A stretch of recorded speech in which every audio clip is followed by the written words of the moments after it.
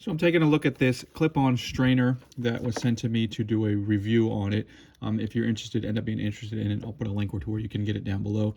But you know, I cook quite a bit, and I'm usually trying to drain things, and you don't necessarily want to dirty up a colander, or you don't have one handy. And this is really nice. You can just clip it right on your pot and then strain it off your pot. So the way this works is it has these clips here. So you clip them on your pot with this strainer part on the inside, and then you can just dump it out. And what's nice about this one is it doesn't have to be for a certain size pot. It's flexible, so it can, you know, be anything from a small pot like this all the way up to a big pot like this. You know, even like a very big pot, if you can see how big that is. You can clip it on and then strain it. It's made out of silicone. You know, it's BPA free, non-toxic, heat resistant. So, you know, even on a hot pot or anything like that, you won't have any problems with it. You can see even the clip area.